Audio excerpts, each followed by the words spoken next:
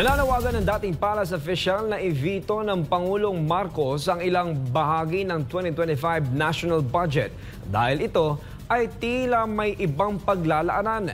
Narito ang balita ni Carlo de la Peña. At alam po ninyo, yung ginawa nila dyan sa national budget, talagang kitang-kita mo na tinanggalan nila yung mga masiselan, mga sensitibong departamento gaya ng Department of Education. Sa saligang batas, talagang dapat yan ang number one mo. Nabibigyan mo ng budget. Pero tinanggalan mo ilang bilyon. Laki. Tinanggalan mo rin ng DPWH. Tinanggalan mo rin ang CHED. Tinanggalan mo rin ang Department of Health. Pati Department of Agriculture. Ito yung mga nagbibigay ng serbisyo na kailangan ng ating mga kababayan.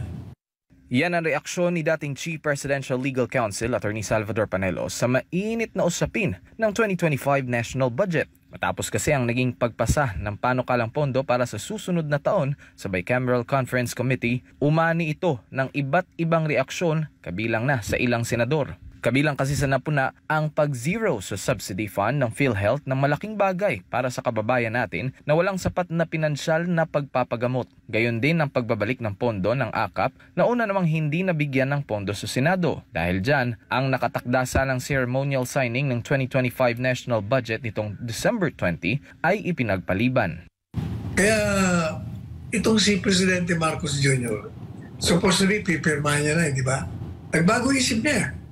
Kasi nga, talagang masyadong obvious, masyadong kitang-kitang ebidensya. Nananakawin lamang yung mga reprogram nila para sa eleksyon. Kaya naman ito ang naging panawagan ni Panelo kay Marcos Jr.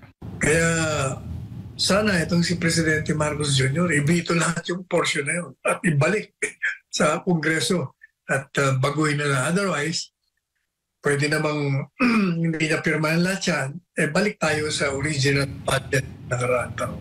Kung si Panelo naman ang tatanungin, ang nais nito ay maibalik ang pondo ng PhilHealth at dagdagan pa ito. Sa ngayon patuloy pang pinag-aaralan ng palasyo ang panukalang pondo sa susunod na taon. Para sa Diyos at sa Pilipinas kong mahal, Carlo de la Peña,